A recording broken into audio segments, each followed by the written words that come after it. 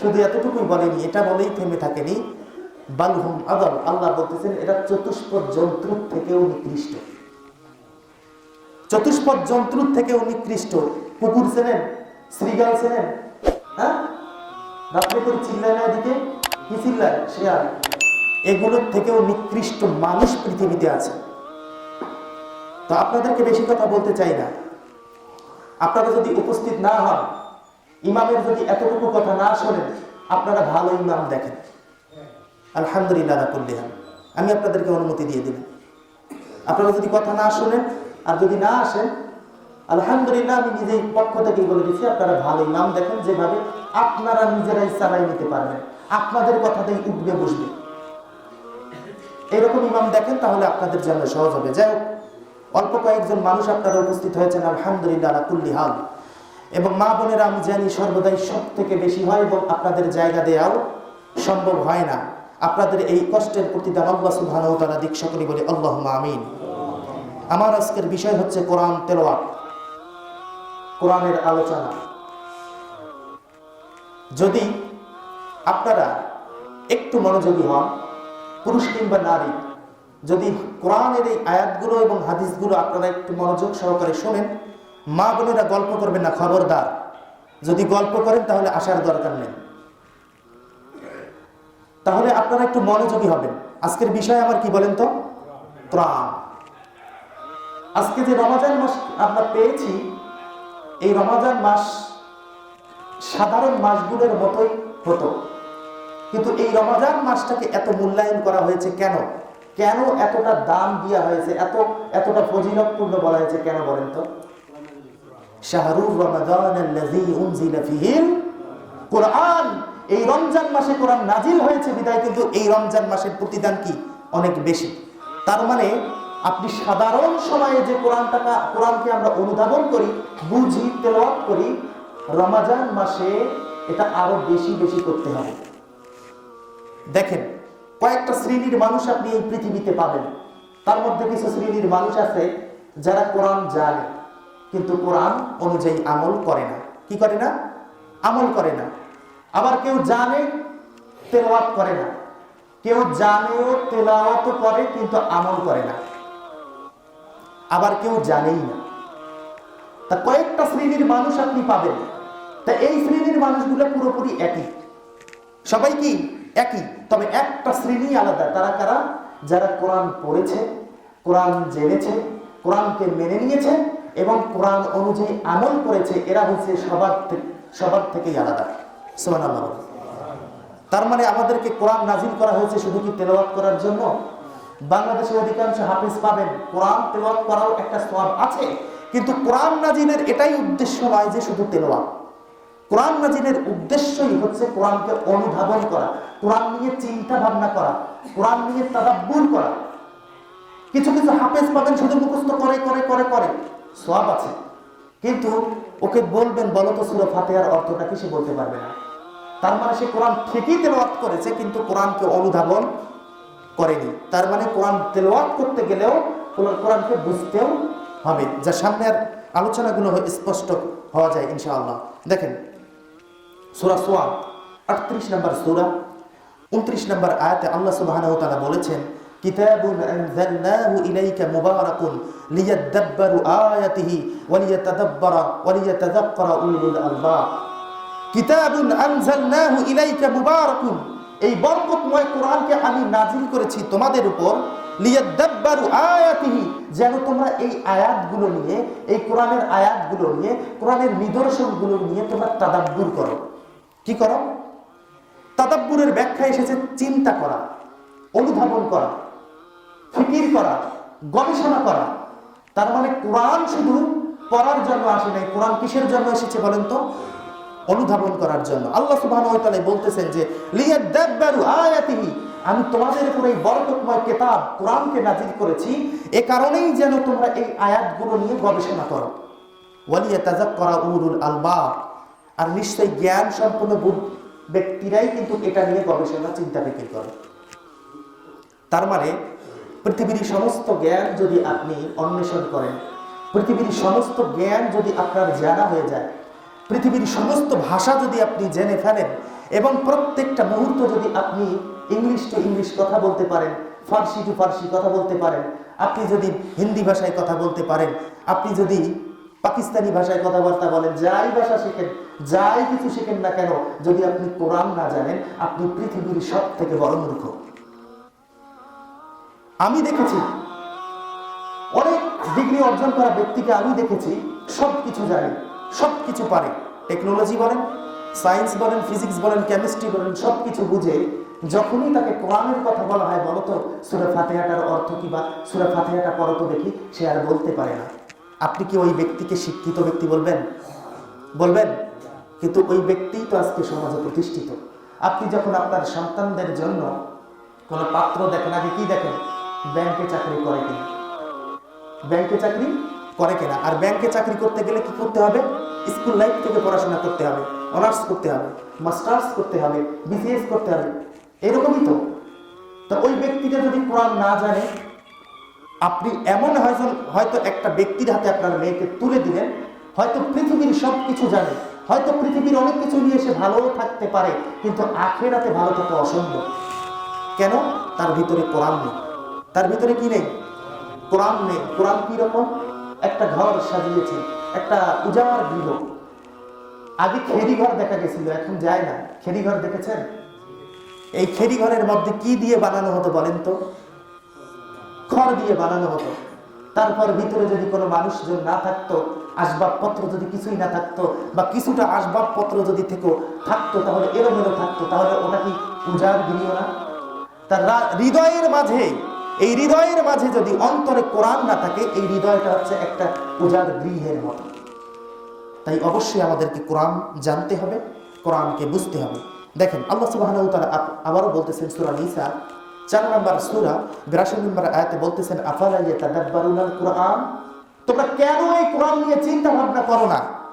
ওয়ালাউ কানা মিন ইনদি গায়রিল্লাহি, যদি এই কোরআন আল্লাহ ব্যতীত, কথাটা বুঝেন, ওয়ালাউ কানা মিন ইনদি গায়রিল্লাহ, যদি এই কোরআন আল্লাহ ব্যতীত অন্য কারো পক্ষ থেকে নাজিল হতো, অন্য কারো পক্ষ থেকে আসতো, লাওয়াজাদু ফীহি ইখতিলাফান কাসীরা, তাহলে এই কোরআনের মধ্যে আপনারা বেশি বেশি অধিক পরিমাণে ইখতিলাফ দেখতে পেতেন। কোরআনের মধ্যে কোনো ইখতিলাফ আছে? কোনো মতভেদ আছে? আপনি হাদিসের মধ্যে সহিহ হাদিস পেতে পারেন, জাল হাদিস পেতে পারেন, যঈফ হাদিস পেতে পারেন, কিন্তু কোরআনের এমন কোনো বাক্য নেই, এমন কোনো পয়েন্ট নেই, এমন কোনো অক্ষর নেই যে এই কথাগুলোর মধ্যে কেউ দুর্বলতা খুঁজে পাবে। যালিকাল কিতাবু লা রাইবা ফি, এটা এমন একটি কিতাব যার মধ্যে বিন্দু মাত্র কোনো সন্দেহ নেই। আল্লাহ সুবহানাহু ওয়া তাআলা বলতেছেন, এই পৃথিবীতে যত কিতাবই এসেছে, এই পৃথিবীর জমিনে যত কিতাবই এসেছে, যত কিতাবই লিখিত হচ্ছে, প্রত্যেকটা লেখক তার কিতাবের মধ্যে লিখে ফেলে, শেষে যখন লেখা শেষ হয়ে যায় তখন বলে যে, শোনো, আমার কিতাবের মধ্যে যদি কোনো ভুল ভ্রান্তি থেকে থাকে অবশ্যই আমাকে যেন জানানো হয়। তার মানে ব্যক্তি নিশ্চিত নয় যে তার কিতাবের মধ্যে ভুল নেই। কিন্তু আল্লাহ সুবহানাহু ওয়া তাআলা কোরআনের প্রথমে শুরুর দিকেই জানিয়ে দিয়েছেন যে সূরা বাকারার মধ্যে, যালিকাল কিতাবু লা রাইবা ফি, শোনো, তুমি তো আলিফ লাম মিম, এই যে এটা বলে শুরু করলে, কোরআনের আয়াত তো তুমি শুরু করলে, কোরআন তো পাঠ শুরু করে দিলে, তুমি এমন কোনো কিতাব পড়ছো না যে তোমার অন্তরে বিন্দু মাত্র সন্দেহ থাকবে যে এই কিতাবের মধ্যে যা আমি পড়ছি, এই পড়ার মধ্যে কোনো ত্রুটি আছে বা কোনো সন্দেহ আছে।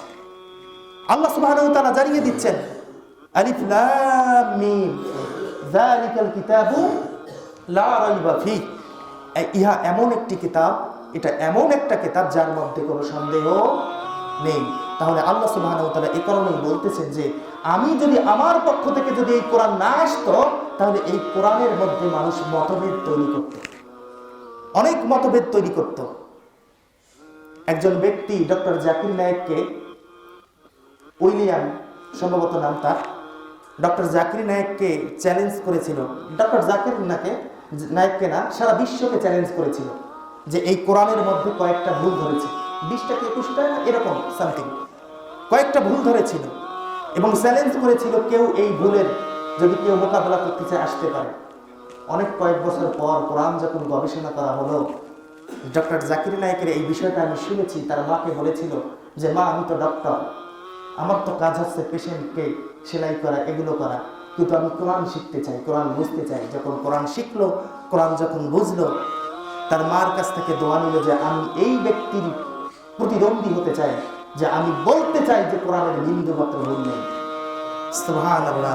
যখন তারা প্রতিযোগিতায় অংশগ্রহণ করলো, ওই ব্যক্তি যখন পৃষ্ঠা হাতে হাতে নিয়ে বলতেছে গ্রামাটিক্যালে এই এই এই এই এই শব্দগুলোতে ভুল আছে, ডক্টর জাকির নায়েক প্রত্যেকটা কথার প্রত্যেকটা বিষয়ের দলিল প্রমাণ অনুযায়ী তাকে প্রমাণ করিয়ে দিল যে কোরআনে বিন্দু পরিমাণ ভুল নেই। এবং তিনি বলল, আপনি যে খ্রিস্টান, এবার আপনার কেতাবে বাইবেলে দেখেন এই এই এই এই জায়গাগুলো ভুল হয়েছে। চিন্তা করেছেন? চিন্তা করেছেন? তা কোরআন আজকে ডক্টর জাকির নায়েক সম্মানিত হয়নি? হয়নি সম্মানিত? কেন হয়েছেন? কোরআন তাকে সম্মানিত করেছেন। তিনি তো একজন ডাক্তার, সায়েন্স পড়েছেন, ফিজিক্স পড়েছেন, কিন্তু ডাক্তার হিসেবে হয়তো পৃথিবীতে অনেক ডক্টর রয়েছে, কিন্তু ডক্টর জাকির নায়েকের মতো একজন আর পৃথিবীতে কেউ নেই। কেন বলেন তো? এই কোরআন তাকে সম্মানিত করেছে। এজন্য প্রথম হাদিসে আমি নিয়ে এসেছি আর উমর ইবনুল খাত্তাব রাদিয়াল্লাহু তাআলা আনহু, উমর ইবনুল খাত্তাব রাদিয়াল্লাহু তাআলা আনহু থেকে বর্ণিত, তিনি বলেন, ইন্নাল্লাহা قال رسول الله صلى الله عليه وسلم, রাসূল সাল্লাল্লাহু আলাইহি সাল্লাম বলেছেন, ইন্নাল্লাহা ইয়ারফাউ বিহাযাল কিতাবি আকওয়ামান, এই নিশ্চয় আল্লাহ সুবহানাহু ওয়া তাআলা এই কিতাবের মাধ্যমে অর্থাৎ কোরআনের মাধ্যমে কোন কোন জাতিকে উঁচু পর্যায়ে নিয়ে যান, ওয়া ইয়াদাউ বিহি আখারিন, আবার কোন কোন জাতিকে নিচু করেন। আজকে যদি আপনি আপনার জাতি হিসেবে, মুসলিম হিসেবে আমরা নিচু না? আজকে নিচু না? সারা পৃথিবীর মধ্যে মার খাচ্ছে কে? কেন মার খাচ্ছে বলেন তো? আগে তো কোনো অস্ত্রপাতি ছিল না। উমর ইবনুল খাত্তাব রাদিয়াল্লাহু তাআলা আনহু যিনি হাদিস বর্ণনা করতেছেন যে রাসূল সাল্লাল্লাহু আলাইহি সাল্লাম বলেছেন যে নিশ্চয়ই এই কোরআনের মাধ্যমে কোন জাতি উঁচু পর্যায়ে চলে যাবে, সম্মানিত জায়গায় চলে যাবে, আবার কোন জাতি এই কোরআনকে যখন ছেড়ে দিবে তখন একদম নিচু পর্যায়ে চলে যাবে। উমর ইবনুল খাত্তাব রাদিয়াল্লাহু তাআলা আনহু থেকে বর্ণিত, রাসূল সাল্লাল্লাহু আলাইহি সাল্লাম বলেছেন। উমর ইবনুল খাত্তাব রাদিয়াল্লাহু তাআলা আনহুর কথা বারবার উল্লেখ করতেছি এ কারণেই যে জীর্ণ শীর্ণ পোশাক ছিল গায়ে, কোন সম্পদ খুব একটা নিজের পার্সোনাল সম্পদ ছিল না, যা ছিল রাষ্ট্রীয় সম্পদ, কিন্তু অত অস্ত্রপাতিও ছিল না। সেই সময় কোনো অস্ত্রপাতিও ছিল না, শুধু ইমানের পাওয়ার দিয়ে, কোরআনের পাওয়ার দিয়ে সারা অর্ধ পৃথিবীকে শাসন করে গেছে। চিন্তা করেছেন? ছেঁড়া জামা পরে এই কোরআনের শাসন ব্যবস্থায় সারা অর্ধ পৃথিবী যদি শাসন করতে পারে, আজকে তো ছেঁড়া পোশাক নেই আমাদের ইসলামী রাষ্ট্রগুলোতে। অনেক দামি দামি পোশাক পরে, অনেক দামি দামি পোশাক পরে, অনেক দামি দামি বসার মতো তাদের জায়গা রয়েছে, দামি দামি গাড়ি আছে। আচ্ছা, এই রাষ্ট্রগুলোতে তো সরকার আছে, তাই না? কিন্তু আমরা তারপরেও এখন আমাদের অস্ত্র সংখ্যাও বেশি, মুসলিমের সংখ্যাও বেশি, অত জনসংখ্যা তখনও ছিল না, এখন সংখ্যাও বেশি, অস্ত্র সংখ্যাও বেশি, সব কিছু আছে, তবু সব থেকে বেশি মার খাচ্ছে আমরাই কেন বলেন তো? ওয়ায়াদাউ বিহি আখারিন, ওই যে আল্লাহ সুবহানাহু ওয়া তাআলা এই কোরআনকে ছেড়ে দেওয়ার কারণে এই জাতিকে নিচু জায়গায় পর্যন্ত পৌঁছায় দিয়েছে। যদি আবারও কখনো এই দেশে, এই পৃথিবীর জমিনে যদি কোরআনের শাসন চলে আসে, তাহলে আবার এই জাতি আবার উঁচু পর্যায়ে চলে যায়। তার প্রমাণ হচ্ছে এই পৃথিবীতে একজন নবী আবার আগমন করবেন। তিনি বলেন তো কে? সবাই বলেন কে? ঈসা আলাইহিস সালাম। তাকে আসমানে তুলে নেওয়া হয়েছে। তিনি 40 বছর, কিয়ামতের 40 বছর আগে তিনি পৃথিবীতে আসবেন। তো তিনি এসে পৃথিবীকে শাসন করবেন কি অনুযায়ী বলেন তো? কোরআন অনুযায়ী। তার মানে এখান থেকে বোঝা যাচ্ছে যে কোরআন শাসন ব্যবস্থায় এই মুসলিম জাতি সব থেকে উঁচু পর্যায়ে যেতে পারে। আর কোরআন যখন ছেড়ে দেওয়া হবে তখন ওই জাতি একদম নিচু পর্যায়ে চলে যাবে, সারা পৃথিবীতে মার খাবে। বেশি দূরে যাওয়ার কথা না, বাংলাদেশেই মুসলিম জাতি মার খেয়েছে, এখন হয়তো একটু কমেছে। কিছুদিন বিগত 15-16 বছর, 17 বছর একটা সঠিক ধর্মের কথা বলা আমাদের জন্য কঠিন হয়ে গেছে। একটা কথা মুখ থেকে বলা আমাদের জন্য এতটাই ভয়ানক পর্যায়ে চলে গেছিল, না জানি কি হয়ে যায়। আমাদের উপর যদি কোনো বেধর্মীরা আমাদের উপর যদি চড়াও হয়ে গেছিল, তারা তাদের প্রতিবাদ করতে পারে, কিন্তু আমরা আমাদের প্রতিবাদ করতে পারতাম না। এই দেশের মানুষকে ফরিদপুরে একটা ঘটনা ঘটে গেছে, আপনারা জানেন কিনা আমি জানি না। দুইটা ছেলে, দুজনই হাফেজ, দুইটা ছেলে ছিল, দুজনই হাফেজ। বাবার সম্পদ ছিল না, কাজ কাম করে খায় হালাল ভাবে, রাজমিস্ত্রির কাজ করে। স্কুলের একটা জায়গায় তারা রাজমিস্ত্রির কাজ করতেছে, স্কুলের কাজ। স্কুলের পাশে একটা ছোট্ট মন্দির ছিল, ওই মন্দিরে শাড়ি পরানো ছিল তাদের মূর্তি, দেব দেবতা। গল্প বলতেছি না, এই গত বছরের ঘটনা। এই মন্দিরে কোনোভাবে তারা তো তাদের মন্দিরে আগুন প্রদীপ লাগায় দেয়, কোনো না কোনোভাবে আগুন লেগে গেছে ওই মূর্তির সারিতে। আগুন লাগার পর যখন মূর্তি পোড়া গিয়েছে, তখন তাদের ধারণা হলো আরে কি কি কি কি কি ব্যাপার, হিন্দুরা সকলেই এখানে এসে উপস্থিত হয়েছে। প্রত্যেকটা হিন্দু এসে বলতেছে আশেপাশে কে আছে, আশেপাশে গিয়ে দেখতেছে ওই দুই ভাই তারা কর্মচারী কাজ করতেছে। আচ্ছা বলেন তো, ওরা কি কাজ ছেড়ে সেই কাজটা করেছে? কোনো প্রমাণ ছাড়াই, কোনো কিছু ছাড়াই তাকে স্কুলের ঘরে, ওখানে স্কুলের ঘরে বন্দি রেখে, অধিকাংশ 95% মুসলিমের দেশে একটা স্কুলের ঘরে বন্দি করে প্রকাশ্যে তারা প্রত্যেকেই একত্রিত হয়ে, ওখানে মেম্বার ছিল, চেয়ারম্যান ছিল, প্রত্যেকেই একত্রিত হয়ে দুইজন ছেলেকে মেরে মেরে হত্যা করে ফেলেছে। কারা মেরেছে বলেন তো? তারপর যখন বিচারের জন্য যখন ওখানকার কিছু মুসলিম একত্রিত হলো, এ কাজ কেন করা হলো, আমি দেখেছি যখন মিছিলে তারা বের হয়েছে, এই প্রশাসন তাদেরকে গুলি করেছে, মুসলিমদেরকে লক্ষ্য করে, মুসলিমদেরকে। চিন্তা করেছেন? অথচ ভারতে সালাত আদায় করে পা দিয়ে লাথি মারে, পা দিয়ে কি করে লাথি মারে আমাদের মুসলিমদেরকে, আমাদের কথা বলার কোনো সুযোগ নেই। তার মানে এখান থেকে আমি বোঝাতে চাচ্ছি, আমার বিষয় এটাই যে মানুষ কোরআনকে ছেড়ে দিয়েছে।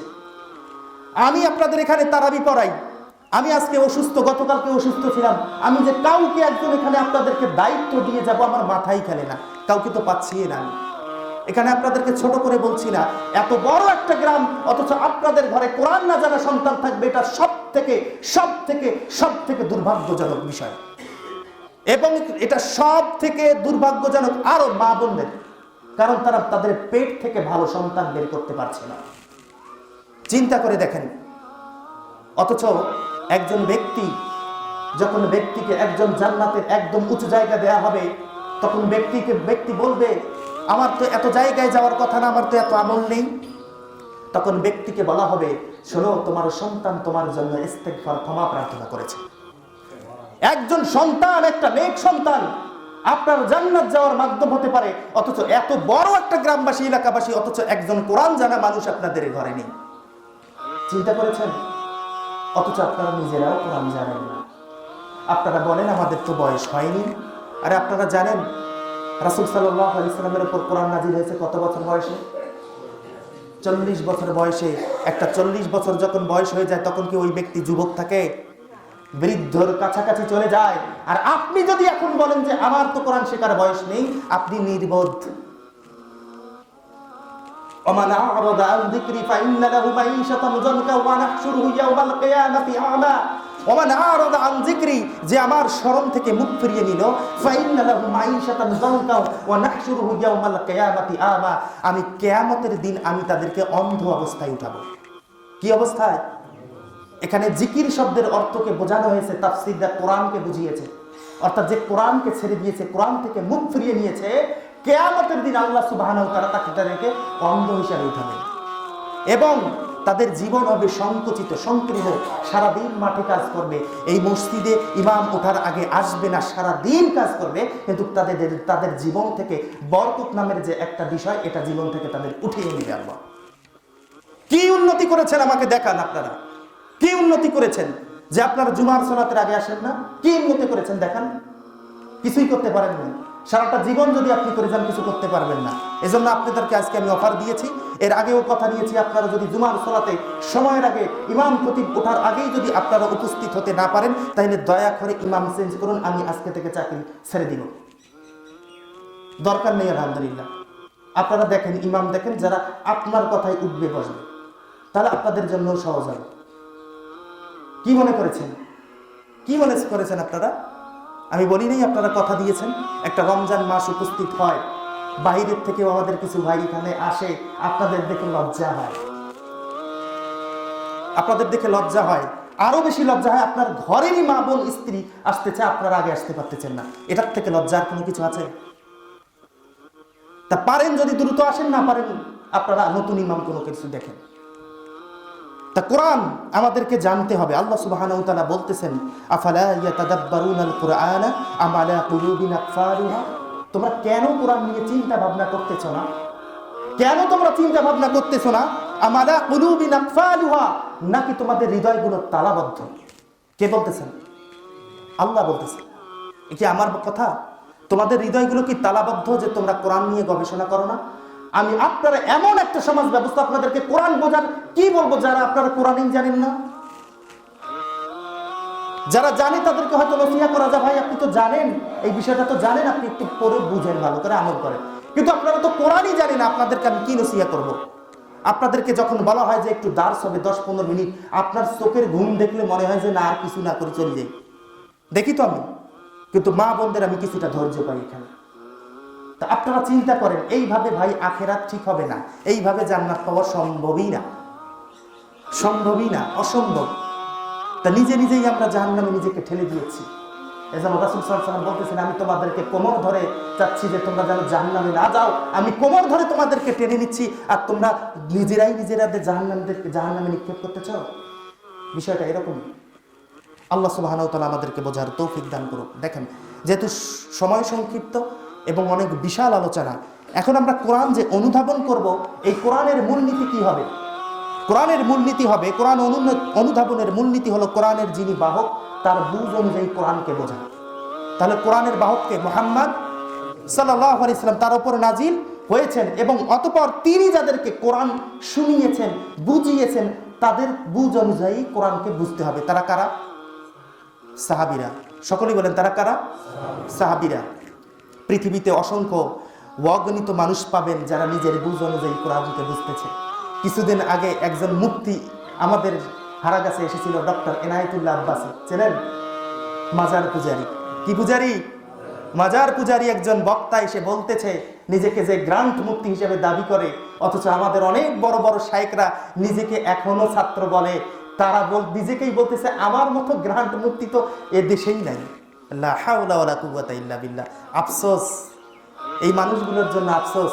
তো উনি এসে হারাগাছের এসে বুকে এসে চ্যালেঞ্জ করে গিয়েছে, বহুত চ্যালেঞ্জ করে গেছে, যার একটারও দলিল প্রমাণ নেই, সব মন গড়া কথা, সবকিছুই কি মন গড়া কথা। আবার আমাদেরই কিছু ভাই বলতেছে, আরে আপনি চ্যালেঞ্জটা ওখানেই গ্রহণ করেন। আরে ভাই, আপনি যদি চ্যালেঞ্জ কাউকে দিয়েই থাকেন, তাহলে আমাদেরও তো কিছু ভাই আছে যারা কোরআন হাদিস ভালোই গবেষণা করেন, তাদেরকে আগে ইনভাইট করেন, দেখি আপনাদের কত সাহস। তারপর আপনারাও দলিল প্রমাণ নিয়ে কাজ করেন, আমরাও দলিল প্রমাণ দেই, দেখেন কারটা টিকে। কিন্তু এভাবে এসে গলাবাজি করে সাধারণ মানুষকে বিভ্রান্ত করে দিচ্ছেন, এই একদামুক্ত যে সমাজ ব্যবস্থা ছিল তাদেরকে নষ্ট করে দিচ্ছেন। আবার দিন শেষে 1 লাখ টাকাও নিয়ে যাচ্ছেন। এই কোরআনকে মানুষ বিক্রি করে খায়, জানেন? কোরআনকে মানুষ বিক্রি করে খায়। কোরআনকে বিক্রি করে খায় কারা আবার জানেন? আমার কথাগুলো হয়তো একটু কিছু মানুষের জন্য খারাপ লাগবে। আমি সালাত আদায় করে দেখেছি ঢাকায় আসার সময়, যে তারা তারাবি নামক এই যে সালাতুত তারাবি, যে খতমে তারাবি বলে, এই খতমে তারাবির নামে এক নিজেকে কোরআনকে বিক্রি করে টাকা ইনকাম করতেছে, মাস শেষে একটা ভালো হাদিয়া নিবে। আর দ্বিতীয়ত কথা হচ্ছে, তারা এমন ভাবে কোরআনকে তেলাওয়াত করতেছে, আলহামদুলিল্লাহি রাব্বিল আলামিন আর রহমানির রহিম মালিকি ইয়াউমিদ্দিন। কিটা ভাই? এটা কি ভাই? গীতা? নাউযুবিল্লাহি মিন যালিক। গীতা তো এরকম করে পাঠ করে ভাই। রাসূল সাল্লাল্লাহু আলাইহি সাল্লাম যার উপর কোরআন নাজিল হয়েছে, তিনি একটা কোরআনের আয়াত এভাবে পাঠ করতেন, আলহামদুলিল্লাহি রাব্বিল আলামিন, থেমে যেতেন। আর রহমানির রহিম, থেমে যেতেন। প্রত্যেকটা আয়াতে পড়তে পড়তে তিনি থেমে যেতেন। তার তো কোনো অস্থিরতা ছিল না। তিনি যখন কোরআন পড়তেন, কারো কাছ থেকে কোরআন তেলাওয়াত শুনতেন, তার অশ্রু ভরে যেত, মানে চোখ থেকে পানি পড়ে যেত। আর সারা দিন আমরা কোরআন তেলাওয়াত করি, সারা দিন আমরা কোরআনকে বুঝি, আমাদের হৃদয়ে অন্তরে কোনো পানি আসে না, মানে আমরা কোরআন বুঝি না। কোরআনকে আমরা বুঝি না। তো চিন্তা করে দেখুন, এখানে একথাই বলা হয়েছে যে একজন মুফতি বলেছে, কোরআনের 8টা আয়াত দিয়ে প্রমাণ করেছে যে মিলাদ কিয়াম জায়েজ। কি বলেছে? কোরআনের 8টা আয়াত দিয়ে কি প্রমাণ করতে চেয়েছে? মিলাদ কিয়াম জায়েজ।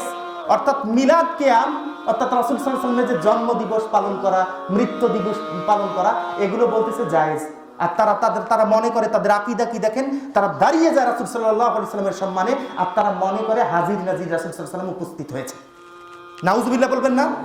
অথচ মিলাদ কিয়াম রাসূল সাল্লাল্লাহু আলাইহি সাল্লামের মৃত্যুর পর বহু বছর পর আবিষ্কার হয়েছে। প্রায় 605 হিজরি অথবা 625 হিজরিতে মিলাদ কিয়াম আবিষ্কার হয়েছে।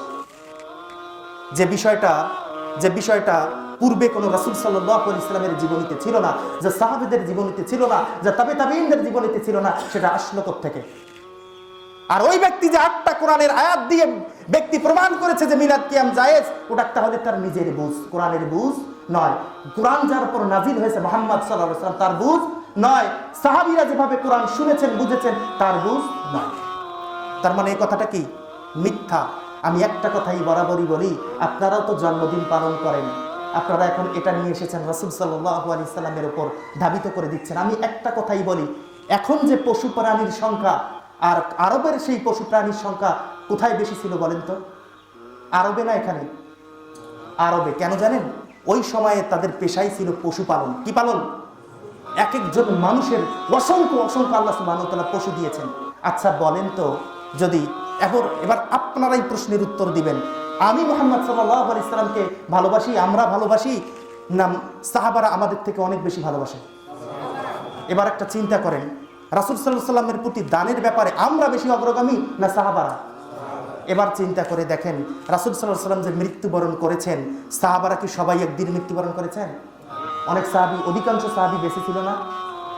তা মুহাম্মদ সাল্লাল্লাহু আলাইহি সাল্লামের যদি মৃত্যু বার্ষিকী কেউ পালন করত, তাহলে কে আগে করত?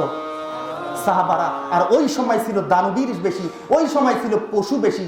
তাহলে যদি মুহাম্মদ সাল্লাল্লাহু আলাইহি সাল্লামের মৃত্যুবার্ষিকী কেউ পালন করত, তাহলে সাহাবারাই করত। তাহলে ওই সময় যদি কেউ অনুষ্ঠান করতে চাইতো, এত গরু ছাগল এত প্রাণী জবে হতো যে এত বড় অনুষ্ঠান হয়ে যেত, পৃথিবীর জমিনে এর থেকে বড় অনুষ্ঠান মনে হয় না আর কেউ করতে পারত। করেছে? তার মানে এখান থেকে বোঝা যাচ্ছে এটা হচ্ছে ভুয়া। এটা কি ভুয়া? এটা হচ্ছে ব্যক্তির নিজের বুঝ, যে ব্যক্তি নিজেকে কোরআনকে বিক্রি করে দিয়ে এসে মাস দিন শেষে 1 ঘন্টা আলোচনা করে 1 লাখ টাকা নিয়ে যাচ্ছে। এটা হচ্ছে তার কোরআনকে বিক্রি করা। সকলে বলি নাউজুবিল্লাহি মিন যালিক। ভাই, রিজিকের রাস্তা অনেক প্রশস্ত। তারাবি পড়ান, খতমে তারাবি পড়ান, আলহামদুলিল্লাহ যে আপনি পারেন, করতে পারেন, আপনারা হাফেজ, আলহামদুলিল্লাহ, এটা ভালো। কিন্তু এটা তো নেয়ামত আপনাকে দিয়েছে, যা অসংখ্য মানুষকে দেওয়া হয়নি। কিন্তু আপনি কোরআন তেলাওয়াত করতেছেন এমন ভাবে যেন একটা গীতার মতো কিতাব। নাউজুবিল্লাহি মিন যালিক। পৃথিবীর জমিনে আসমানের নিচে এর থেকে বড় আর কোনো গ্রন্থ নেই, যা প্রত্যেকটা কথা কার? তাহলে আল্লাহ সুবহানাহু ওয়া তাআলার কথাকে তেলাওয়াত করতে গেলেও সম্মানের সহিত করতে হবে। কিসের সহিত? সম্মানের সহিত করতে হবে। দেখেন, হাদিসের দিকে যাই কিছু, তাহলে আপনাদের বুঝতে সহজ হবে। এই কোরআন তেলাওয়াতের গুরুত্ব দেখেন কতটা। যদি কোরআন অনুযায়ী মানুষ না বুঝে, কোরআন যদি ঠিকমতো তেলাওয়াত না করে, কোরআন যদি না বুঝে, কোরআন যদি ওই অনুযায়ী আমল না করে, তাহলে এই কোরআন তেলাওয়াত তার জীবনে কোনো গুরুত্ব নিয়ে আসবে না। এজন্যই একটা কথা বলেছেন হাসান আল বসরি রাহিমাহুল্লাহ, তিনি একটা কথা বলেছেন, রাওয়াহু ইবনে আবি হাতিম, তিনি বর্ণনা করেছেন যে ওয়াল্লাহি, আল্লাহর কসম করে বলতেছি, মা তাদাব্বারুহু বিহিফজি হুরুফিহি ওয়া ইজায়াতি হুদুদিহি, আল্লাহর কসম করে বলতেছি, হাসান বসরি বলতেছে যে আল্লাহর কসম করে বলতেছি, মা তাদাব্বারুহু বিহিফজি হুরুফিহি ওয়া ইজায়াতি হুদুদিহি, কোরআন নাজিলের উদ্দেশ্য এতটুকু নয় যে তোমরা শুধু এর হরফগুলো মুখস্থ করবে এবং হুদুদগুলোকে বিনষ্ট করবে। এই নাজিলের উদ্দেশ্য এটা নয়। হাত্তা ইন আহাদুহুম লিয়াকুলু ক্রাআতুল কুরআন কুল্লুহু মা ইয়ারা লাহুল কুরআন ফি খুলুকি ওয়ালা আমালি। কিন্তু শোনো, ওই ব্যক্তি বলবে যে আমি তো সমস্ত কোরআন পড়ে ফেলেছি। ব্যক্তি বলবে, হাফেজ বলবে, আমি সমস্ত কোরআন পড়ে ফেলেছি, কিন্তু হাসান বসরি বলতেছে মা ইয়ারা লাহুল কুরআন ফি খুলুকি ওয়ালা আমালি, কিন্তু তার চরিত্রে, তার আমলে কোরআন নেই। কি নেই? কোরআন পড়ে ঠিকই, কোরআন ঠিকই পড়ে, কিন্তু তার চরিত্রে এবং তার আমলে কোরআন নেই। আছে না এরকম হুজুর? আছে না এরকম সাধারণ মানুষ যারা কিনা কোরআন জানে, কোরআন বোঝে এবং বলে ক্রাআতু কুরআন কুল্লুহু, আমি কোরআনের সব কিছু পড়েছি, 30 পারা মুখস্থ করেছি, 6 বার ঠেকিয়েছি। এজন্য তো একজন মা সেদিন আমাকে বলতেছে যে আমার মেয়ে 3 বার কোরআন ঠেকিয়েছে, কিন্তু আমার মেয়ে কোনো হুজুরকে বিবাহ করবে না। আমাকেই বলতেছে আমার জন্য একটা, আমার মেয়ের জন্য পাত্র দেখেন। কেমন পাত্র? সেদিন বলেছিলাম যে আমার মেয়ে, কিন্তু আমি কই মেয়ে কি করে? মেয়ে মাদ্রাসায় পড়ে, দাখিল মাদ্রাসায়, 3 বার কোরআন ঠেকেছে, কিন্তু আমার মেয়ে কিন্তু হুজুরকে বিবাহ করবে না। সুবহানাল্লাহ। তখন আমার এইটা মনে পড়লো যে ওয়াল্লাহি মা তাদাব্বারুহু বিহিফযি হুদায়াতি হুদুদি, কোরআন উদ্দেশ্য নাজিল শুধু এতটুকুর জন্য নয় যে শুধু এটাকে মুখস্থ করবে, হরফগুলোকে মুখস্থ করবে, এটার জন্য নাজিল হয়নি। এটা কি এমন যেন না হয় যে লিয়াকুলু করাআতুল কুরআন কুল্লু, আমি সমস্ত কোরআনকে পড়েছি কিন্তু তার চরিত্রের মধ্যে, তার আখলাকের মধ্যে, তার আমলের মধ্যে কোরআন নেই। ওই মেয়েটা যে 3 বার কোরআন ঠেকিয়েছে, আপনি বলেন তো ওই কথা যে বলল যে বিয়ের সময় সে কোরআন জানা মানুষকে বিবাহ করবে না, তার মানে ওই কোরআন কি বুঝেছে? কোরআনকে সে বুঝে নেই, তার মানে জাস্ট একটু পড়েছে। ওই যে ঠেকা লাগে, বলা লাগে যে আমার মেয়ে ঠেকাইছে কোরআন, এই মানুষগুলো আখেরাতে ঠেকে যাবে ভাই। এই যে যারা বলতেছে ঠেকাচ্ছি ঠেকাচ্ছি কোরআন ঠেকাচ্ছি, আখেরাতে ঠেকে যাবে, আল্লাহ আটকাই দেবে এবং তাদেরকে কিয়ামতের দিন অন্ধ অবস্থায় উঠানো হবে।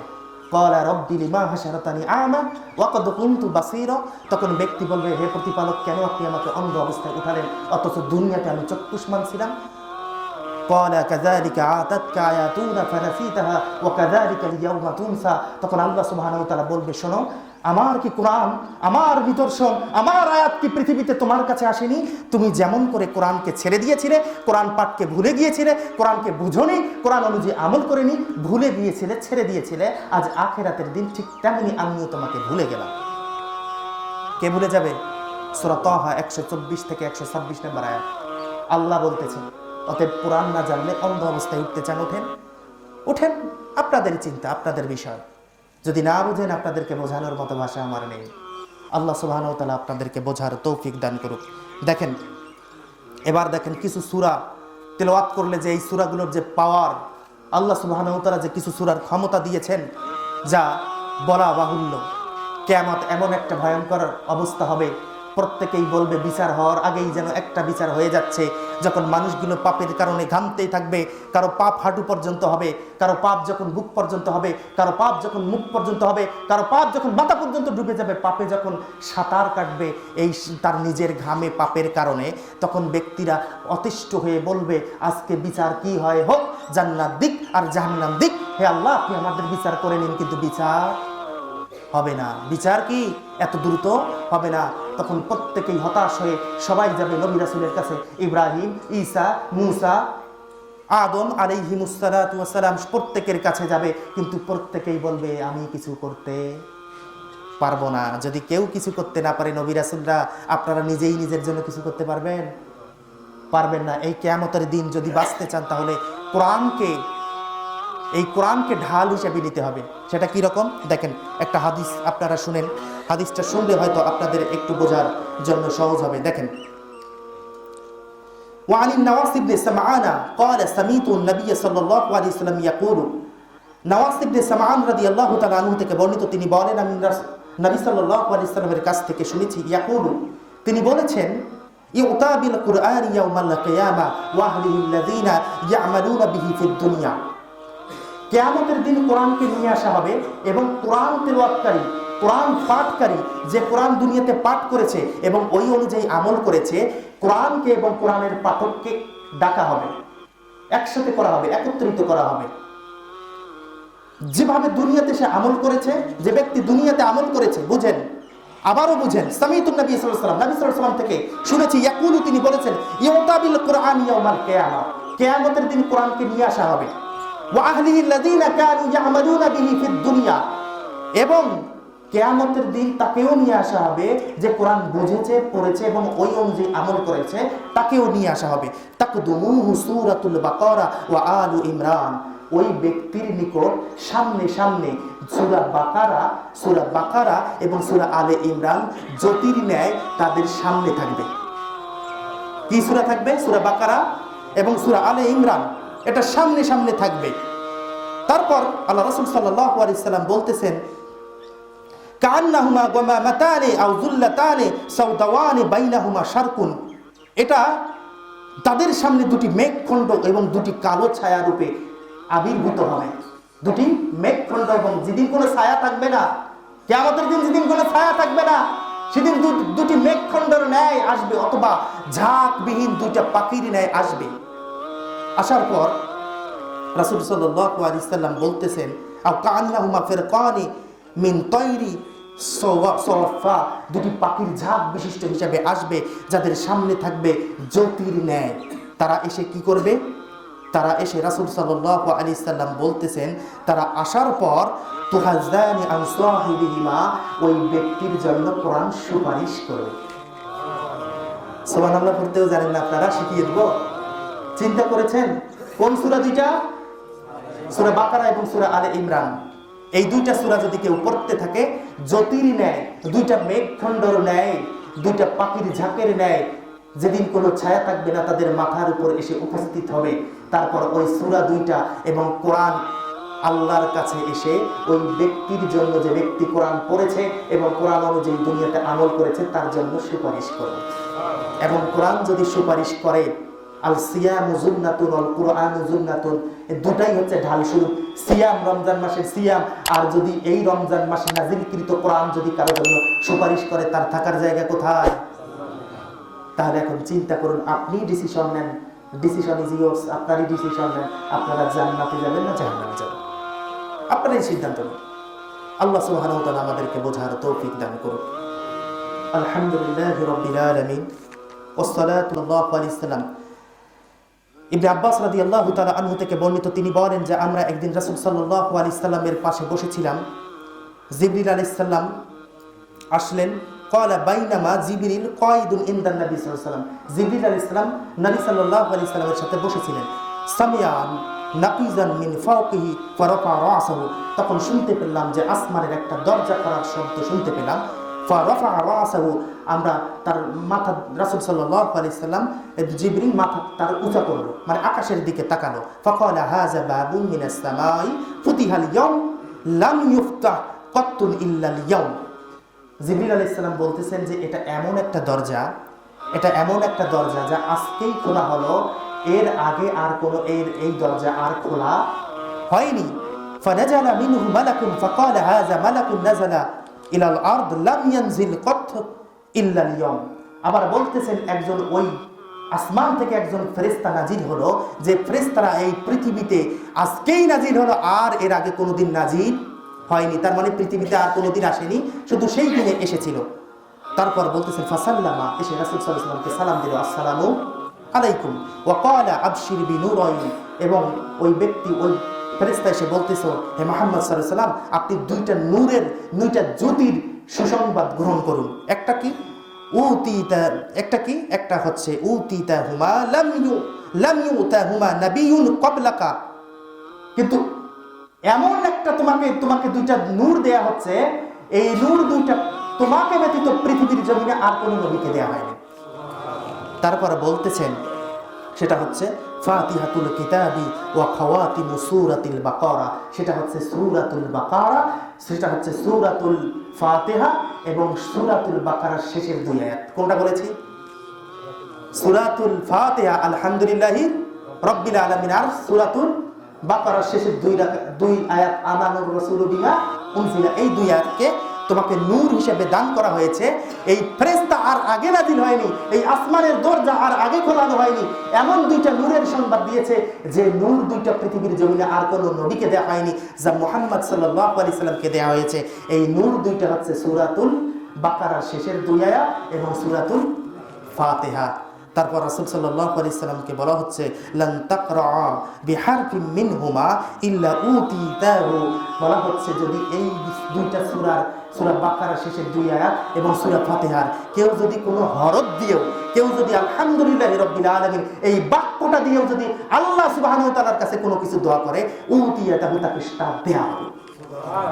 চিন্তা করেছেন? চিন্তা করেছেন? আলহামদুলিল্লাহি রাব্বিল আলামিন। আর এই আয়াতটার, এই হাদিসটার কথা মনে মনে চিন্তা করবেন আর আল্লাহকে বলবেন, আল্লাহ আপনি আমাকে এই জিনিস দান করুন, আল্লাহ কবুল করে নেবেন। আর যদি ঘুমানোর সময় সূরা বাকারার শেষের দুই আয়াত পড়েন, তাহলে রাসূল সাল্লাল্লাহু আলাইহি ওয়াসাল্লাম বলতেছেন ওটা তার জন্যই যথেষ্ট। যথেষ্ট বলতে কি, তুমি যদি রাত্রি তো ঘুমিয়ে পড়েছো, রাত্রির পর তো যদি তোমার জীবন চলে যায়, আল্লাহ তোমাকে এর বিনিময়ে জান্নাত দিতে পারে, যথেষ্ট। রাত্রিতে যদি তোমার কোনো বিপদ আপদ এসে যায়, এই দুইটা আয়াতই তোমার জন্য যথেষ্ট। বলেনি কিসের জন্য যথেষ্ট, শুধু বলা হয়েছে যথেষ্ট, তার মানে তার সার্বিক কল্যাণের জন্যই যথেষ্ট। চিন্তা করেছেন? আপনাদেরকে বোঝানোর মতো আর আমার ভাষা জানা নেই। আপনাদেরকে আবারও বলছি, আপনারা বারবার কথা দিয়ে আপনারা দ্রুত মসজিদে আসেন না। আপনারা এক কাজ করেন, আপনারা ইমাম খোঁজেন, আপনাদের মতো ইমাম খোঁজেন।